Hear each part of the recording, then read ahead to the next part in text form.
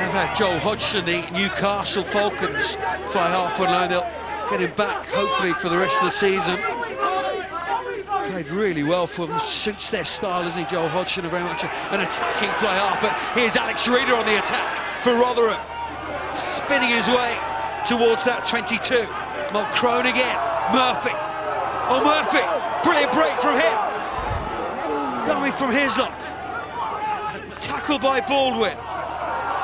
Sowery now, Cecino. Here come Rotherham. This is the Rotherham that this crowd have got to know throughout this season. It's excellent home record, one of the last 9 games here. Bristol haven't won here in the last 4 years. One of the last 6 against Rotherham.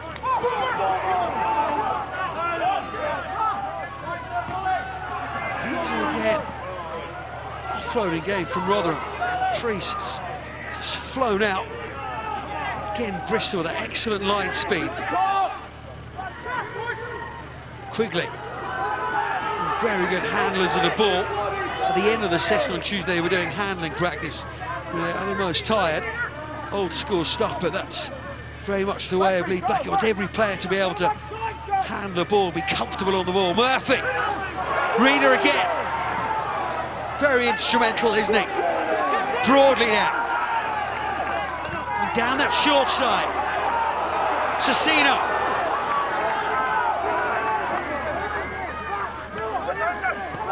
Scanlon now. With Alfie Tuala, rips it off his own man. Desperate for a try before half-time, Rotherham. Well, this would be a score. Minute to go. Battering at the hatches, offloading, spinning. That's the Rotherham style. Sanderson that time. Cecino slots in at scrum half. Good tackling that midfield. This is where Rotherham have to be careful now, because I would think, well, Robinson goes for the kick because they're under so much pressure. Great defence in Bristol, you've got to say that, but you can see the intent as Robinson puts his hands on his head, sucks it, the air down deep into the lungs. This Reeder can't, look, you don't have to be massive, this guy is not massive, but he's a carrier of the ball. He spins, he just seems to be there, he rides a tackle, he offloads the ball, and then when you've got other people like that coming on there, you can pick a target. Murphy, there you go, he's always asking for someone to come on the line. Murphy, not the greatest long-distance kicker, so he stands flat, he brings other people flat, he brings people onto the ball. Well done, Reeder. They're not a big side by any stretch of the imagination, rather. You look at their back line, described by their teammate Curtis Wilson, who's got a dead leg today, the flyer on the wing, by a nugget box meal. But they are hugely strong and very comfortable on the ball. Good footballers all. We're beginning to see that as Rotherham working their way back into this game. Here's Priest. He's comfortable with ball in hand, came from the England 7 setup. Sanderson. Oh, he's stretching his long legs. Down Sanderson. Rotherham come again. Sowery. Cecino is there. It's a good quick ball for Mulcrone. Reeder. Here's Brown. Flicks it out. Scanlon. Oh, it's knocked on, but we're coming back for the penalty. Take the 3. Take the 3. Really? Yeah. OK, post-call, tears on. 1, clear release. Because the game's nearly out, you could go for a scrum and come away with nothing. At least you got 3 points. I'm all for the positive stuff, but I think this is very positive. That's some great play. Again, for forwards and backs, it doesn't matter what numbers you got on your shirt. Dan Sanderson known for obviously calling the line-outs, but I tell you what, there you go, mate. I can get through the middle at any centre or fly half or open side. It's good play. That's what Dean Ryan sees him at Worcester. Not only a line-out expert, but pretty good in the open as well. Plenty of people interested. Premiership clubs. Dan Sanderson does virtually all of the line-out work for League second row. Lee Blackett, youngest coach in the Championship. Bristol in no professional English rugby. Sorry, Johnny. Bristol in no hurry to take this kick-off. They want to get back into the changing room, regroup a little.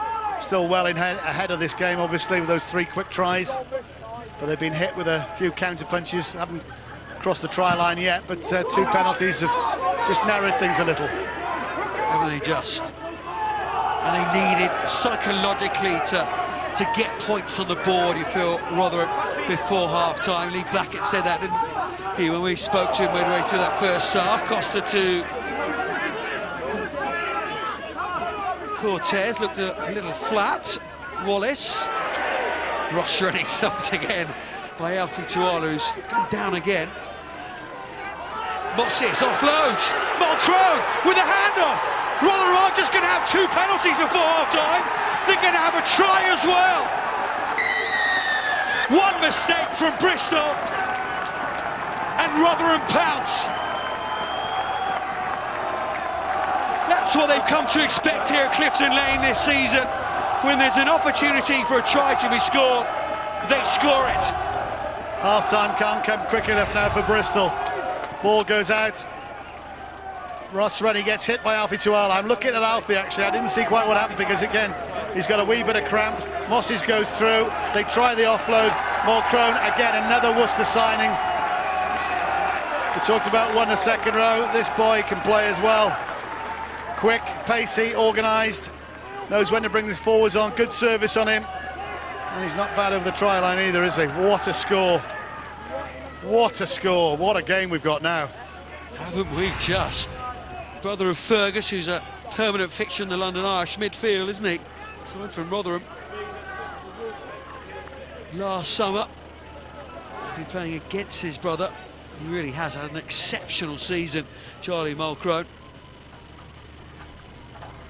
His 16th appearance today, 14th start. Cecino. Important kick from him. Crowd are cheering, flags are raised, and there it is.